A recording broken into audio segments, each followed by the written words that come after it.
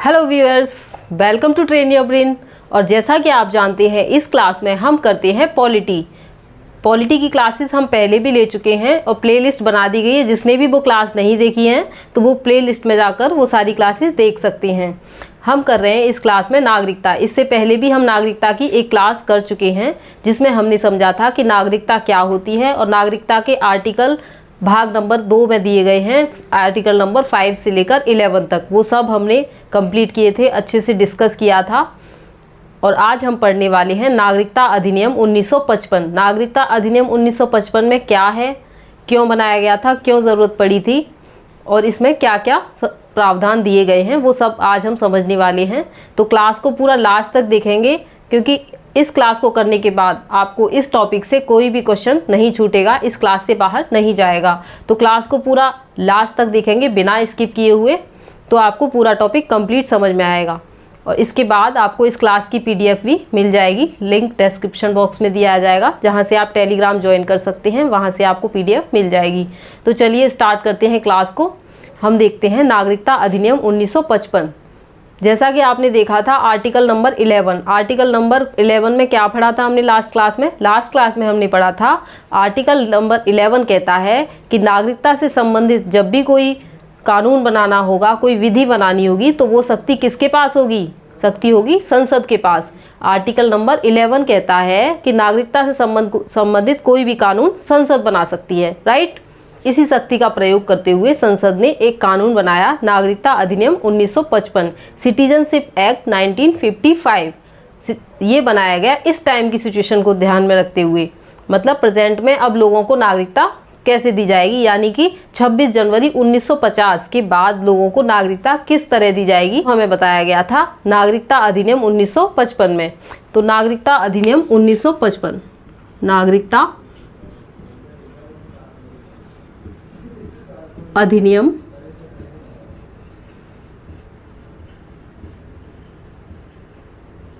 1955। नागरिकता अधिनियम 1955 हमें दो चीज़ें बताता है कि किस किस को नागरिकता देनी चाहिए और किस किस आधार पर हमारी नागरिकता छीनी जा सकती है या समाप्त की जा सकती है। तो नागरिकता अधिनियम हमें दो चीज़ें बताता है, कैसे कैसे नागरिकता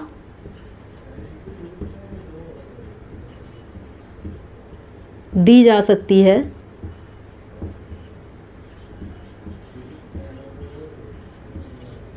सेकंड बताता है किस आधार पर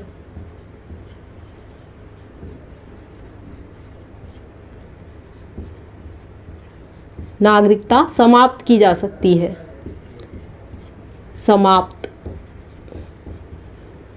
तो दो चीज़ें हमें बताता है, कैसे कैसे नागरिकता दी जा सकती है और किस आधार पर नागरिकता समाप्त की जा सकती है। तो इस नागरिकता अधिनियम 1955 के आने के बाद भी आगे आने वाली सिचुएशन को देखते हुए और भी इसमें संशोधन किए गए। तो अब तक इसमें करीब 9 बार संशोधन हो चुका है।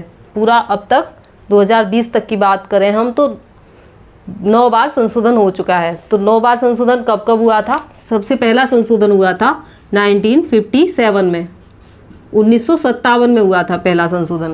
बाद हुआ था दूसरा संशोधन 1960 में।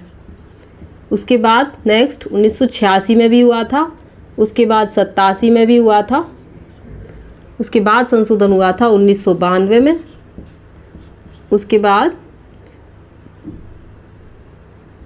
2003 में हुआ था, 2005 में भी हुआ था, उसके बाद 2015 में हुआ था और लेटेस्ट हुआ था 2019 में। ये दोनों इम्पोर्टेंट हैं, इनको हम पढ़ेंगे आगे। तो अब तक करीब कितने बार संशोधन हो चुका है? टोटल 9 बार। 9 बार संशोधन हो चुका है।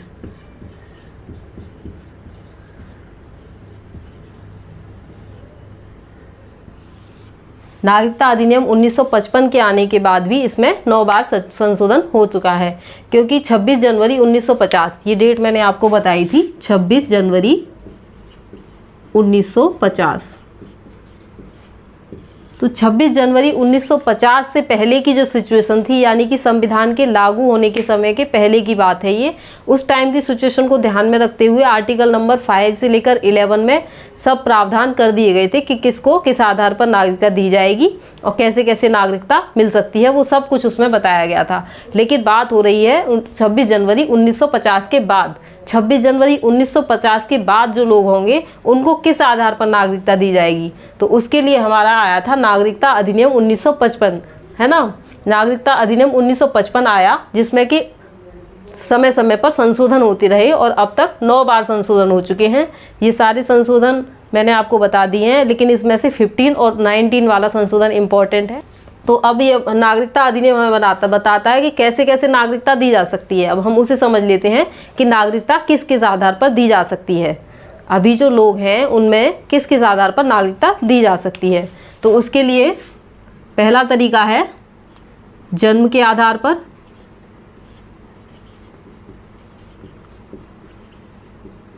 कैसे नागरिकता दी जा सकती है, जन्म के आधार पर। दूसरा वंशक्रम या रक्त संबंध,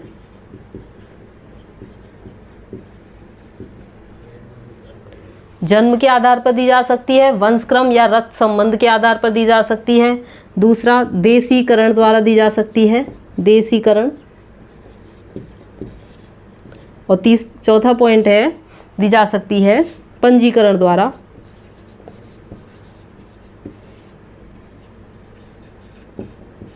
पंजीकरण द्वारा नागरिकता प्रदान की जा सकती है। और नेक्स्ट और लास्ट पॉइंट है हमारा कि क्षेत्र अर्जन के आधार पर भी नागरिकता दी जा सकती है। क्षेत्र अर्जन, क्षेत्र अर्जन के आधार पर।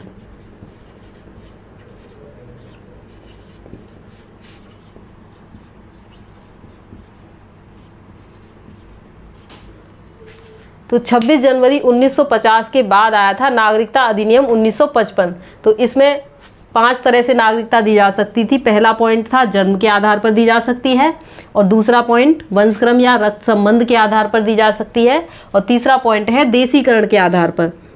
देशीकरण के आधार पर अभी हम एक एक पॉइंट को अच्छे से समझेंगे कि किस में क्या है।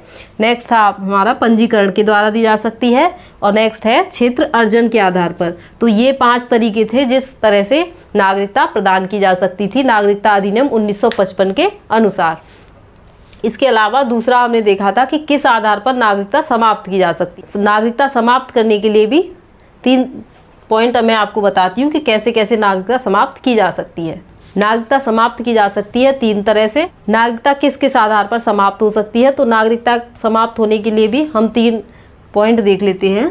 पहला है त्याग देने पर, त्याग देने पर। अगर कोई व्यक्ति नागरिकता त्याग देता है तो उसकी नागरिकता खत्म हो जाती है। दूसरा है वंचन द्वारा, उसे नागरिकता से वंचित कर दिया जाए तो भी उसकी नागरिकता समाप्त हो सकती है। और तीसरा पॉइंट है निरसन द्वारा, निरसन या समाप्त कर देना। निरसन का मतलब होता है समाप्त कर देना, या उसकी नागरिकता समाप्त कर दी गई हो। तो ये 3 तरीके हैं जिससे नागरिकता समाप्त हो सकती है। तो अब हम बात कर लेते हैं ये 5 पॉइंट्स पे कि किस किस तरह से नागरिकता दी जा सकती है। तो सबसे पहले हम देखते हैं जन्म के आधार पर नागरिकता। अब हम देख लेते हैं जन्म के आधार पर नागरिकता कैसे कैसे प्रदान की जा सकती है। तो ऐसा व्यक्ति जन्म के आधार पर, जन्म के आधार पर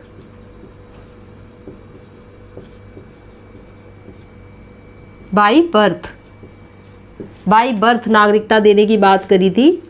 तो 26 जनवरी 1950 के बाद जो भी व्यक्ति भारत में जन्म लेगा वो भारत का नागरिक होगा, ये कहा गया था नागरिकता अधिनियम 1955 में। तो 26 जनवरी 1950 के बाद जो भी 1955 के नागरिकता अधिनियम में क्या कहा गया था कि जो भी भारत में जन्म लेगा, जिसका भी जन्म भारत में हुआ होगा वो भारत का नागरिक होगा। लेकिन इसमें कुछ प्रॉब्लम्स आने लगी। मान लीजिए एग्जाम्पल के लिए आपको बता देते हैं कि जैसे कोई विदेशी है, भारत घूमने के लिए आया, भारत भ्रमण के लिए आया, ताजमहल देखना है इसलिए वो आए थोड़ा यहाँ पे घूमने के लिए। लेकिन क्या हुआ, उनकी जो वाइफ थी वो प्रेग्नेंट थी उसी टाइम में, तो उनको क्या हो गया, एक बेबी हो गया यहाँ पे भारत देश में। जब उनको यहाँ पे बेबी हुआ तो उसको नागरिकता देनी पड़ेगी, क्योंकि हमारे नागरिकता अधिनियम में कहा गया है कि जिसका भी जन्म भारत में होगा वो भारत का नागरिक होगा।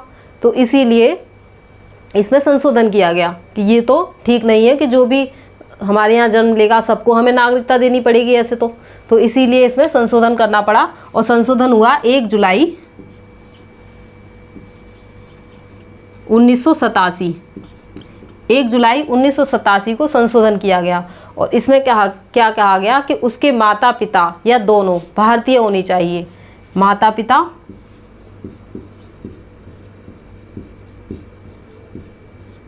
या दोनों, माता या पिता या दोनों नागरिक होने चाहिए, भारतीय नागरिक होने चाहिए।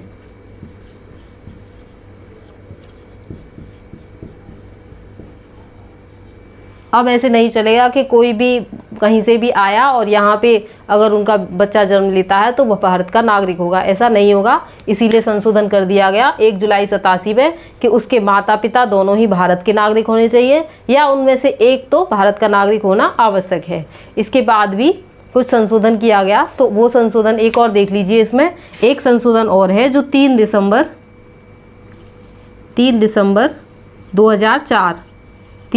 2004 में किया गया। इसमें कहा गया कि माता या पिता दोनों ही भारतीय नागरिक होने चाहिए या फिर उनमें से एक भारतीय हो और दूसरा अवैध प्रवासी ना हो, मतलब इलीगल तरीके से हमारे भारत में एंट्री नहीं की हो जिसने। तो ये कहा गया हमारे 3 दिसंबर 2004 के संशोधन में कि माता पिता दोनों भारतीय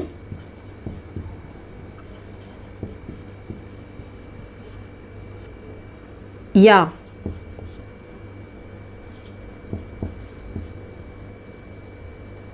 एक भारतीय दूसरा अवैध प्रवासी ना हो, अवैध प्रवासी ना हो।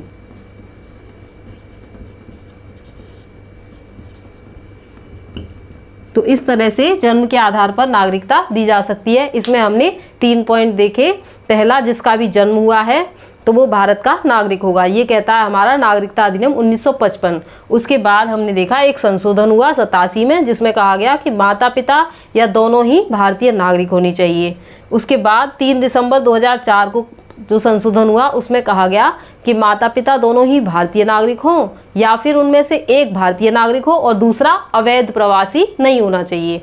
तो ये था हमारा बाई बर्थ के आधार पर। नेक्स्ट हम देखते हैं वंशक्रम या रक्त संबंध के आधार पर कैसे नागरिकता दी जाती है। तो वंशक्रम या रक्त संबंध,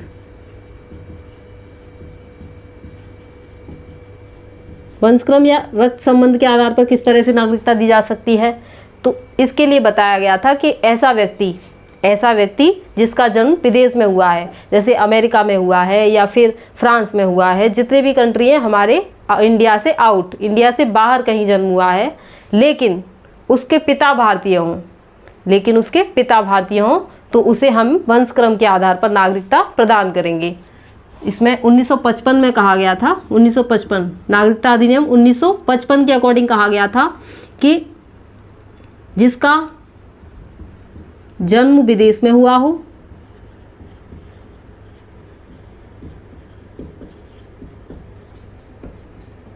परंतु पिता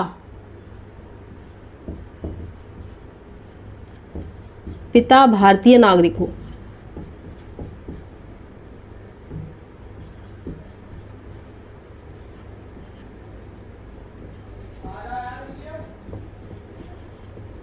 तो ऐसा व्यक्ति जिसका जन्म विदेश में हुआ है परंतु उसके पिता भारतीय हैं, यहाँ पे ध्यान देंगे माता नहीं है, केवल पिता की बात हो रही है, क्योंकि कहते हैं ना हमारा यहाँ पे, क्योंकि हमारा जो भारत है ना पितृ प्रधान है, तो इसीलिए इस तरह का नियम बना दिया गया कि जो भी पिता होगा वो कम से कम भारतीय होना चाहिए और चाहे व्यक्ति विदेश में जन्म ले तो उसे हम नागरिकता प्रदान कर देंगे।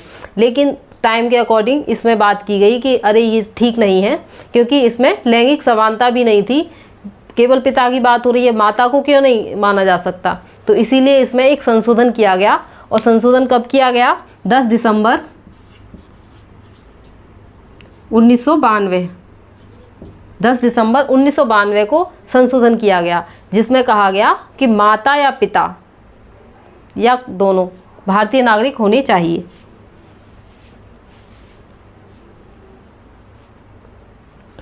तो इसमें फिर संशोधन कर दिया गया और कहा गया माता पिता दोनों ही भारतीय नागरिक हों, या फिर केवल माता भी होगी तो चलेगा।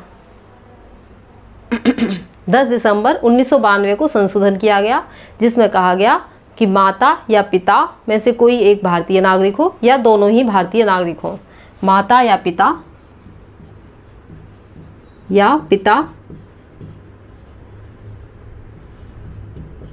या दोनों भारतीय नागरिक हों तो उसे नागरिकता प्रदान कर दी जाएगी। और नेक्स्ट पॉइंट है इसमें कि ऐसे बच्चे का, व्यक्ति यानी कि ऐसा बच्चा जो होगा उसका जन्म का पंजीकरण कराना होगा हमें, वो भी 1 वर्ष के भीतर। अगर 1 वर्ष से ज़्यादा हो जाता है तो उसकी फिर नागरिकता देने में हमें दिक्कत हो जाएगी। 1 वर्ष तक अगर उसे पंजीकरण नहीं कराया है उसके जन्म को, तो फिर हमें नागरिकता के लिए सीनियर अथॉरिटीज़ वगैरह से परमिशन लेनी होगी, तब कहीं जाकर उसे नागरिकता मिल पाएगी। इसीलिए इसमें एक बात बोल दी गई है कि 1 वर्ष के भीतर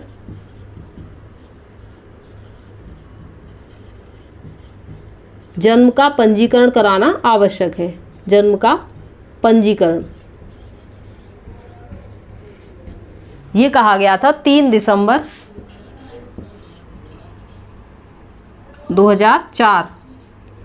3 दिसंबर 2004 का जो संशोधन हुआ था उसके अकॉर्डिंग कहा गया था कि 1 वर्ष के अंदर संशोधन कराना आवश्यक है। नेक्स्ट हम देखते हैं यहाँ पर पंजीकरण के द्वारा नागरिकता कैसे कैसे मिल सकती। चलिए देख लेते हैं पंजीकरण के द्वारा।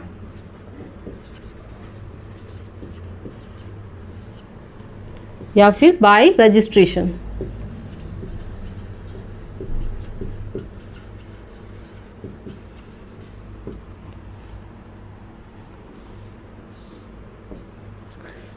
इसमें 2 तरह के व्यक्ति आएंगे। वे व्यक्ति जिन्होंने भारतीय हैं लेकिन विदेश में कहीं शादी कर ली है, विवाह कर लिया है, किसी विदेशी पुरुष या महिला से विवाह कर लिया है, तो उनको नागरिकता देने के लिए बात हुई थी। तो उनको नागरिकता कैसे मिल सकती है? पंजीकरण से मिल सकती है, रजिस्ट्रेशन कराना होगा उन्हें। और दूसरे वे लोग जो भारतीय नहीं हैं, विदेशी हैं वो काफ़ी टाइम से, लेकिन उनके जो पूर्वज हैं, उनकी पूर्वज 4 पीढ़ियों से भारतीय थे। उनके दादा परदादा जो भी थे 4 पीढ़ी के लोग तक कौन है? भारतीय मूल के नागरिक हैं। वे विदेशी हैं लेकिन उनके पूर्वज भारतीय हैं, तो उनको भी नागरिकता प्रदान करने की बात इसमें की गई है। वो नागरिकता कैसे ले सकते हैं? पंजीकरण से ले सकते हैं, रजिस्ट्रेशन से ले सकते हैं। तो 2 तरह के लोग हैं इसमें। वे विदेशी जिनके पूर्वज 4 पीढ़ी से भारतीय हैं। दूसरे वे लोग जो विदेश में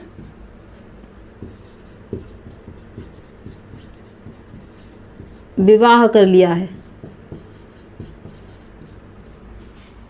वे भारतीय लोग। अब वे तो भारतीय हैं लेकिन उनका जो पार्टनर है, उनके साथ जो रहने वाला जिससे उन्होंने विवाह किया है वो विदेशी है, तो उसको भी नागरिकता देनी होगी। तो ये दोनों नागरिकता कैसे ले सकते हैं? रजिस्ट्रेशन से। रजिस्ट्रेशन से नागरिकता लेने का दोनों का एक ही प्रोसेस रहेगा कि आवेदन से पहले, जब भी वो आवेदन करेंगे नागरिकता प्राप्त करने के लिए, तो आवेदन से पहले कम से कम 7 वर्ष तक उन्हें भारत में रहना आवश्यक है। 7 वर्ष तक भारत में रह चुके हों वो पहले ही, उसके बाद ही वे आवेदन कर सकते हैं। जब वे आवेदन कर देंगे तो उनको सहमति मिल जाएगी और उसके बाद नागरिकता प्रदान कर दी जाएगी। तो यही प्रोसेस दोनों पे अप्लाई होगा कि कम से कम, ये आवेदन से पहले की बात हो रही है, आवेदन से पूर्व कम से कम 7 वर्ष भारत में रह चुका हो।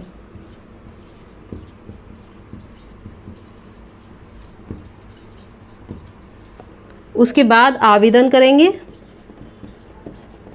और उसके बाद नागरिकता दे दी जाएगी।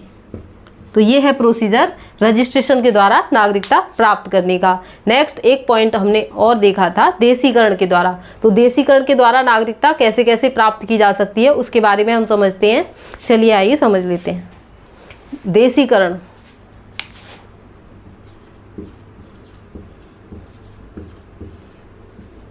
देशीकरण के द्वारा नागरिकता उन लोगों को प्रदान की जा सकती है जो विदेशी हैं। विदेशी को नागरिकता देनी जब होती है तो हम उसे कैसे नागरिकता प्रदान करेंगे?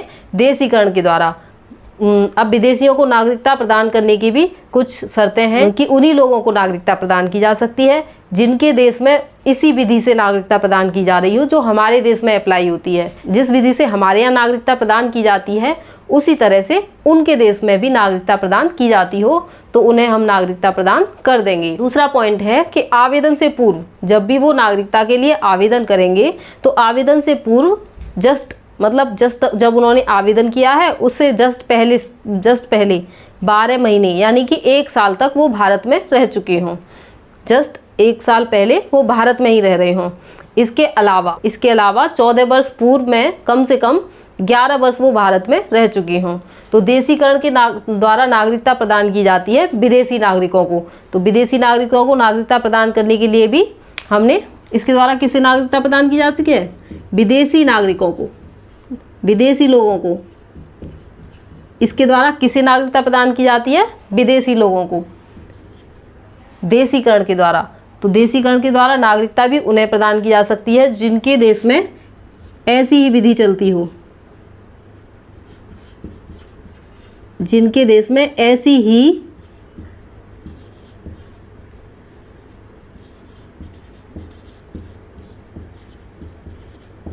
उनके देश में ऐसी ही विधि से नागरिकता दी जाती हो।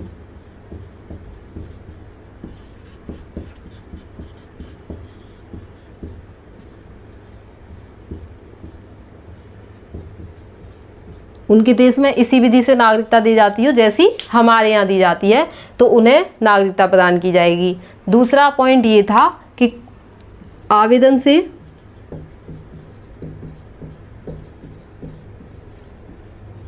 आवेदन से पूर्व 12 माह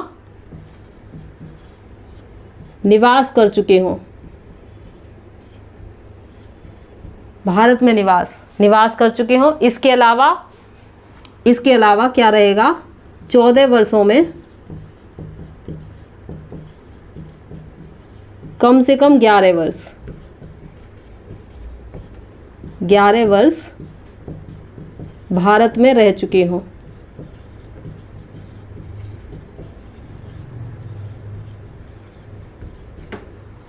तो उन्हें देशीकरण के द्वारा नागरिकता प्रदान कर दी जाएगी। नागरिकता उन्हें ही प्रदान की जाती है जो नागरिकता लेना चाहते हैं, इसकी इच्छा रखते हैं नागरिकता लेने की और उनका चरित्र अच्छा है, उनको नागरिकता प्रदान की जाती है।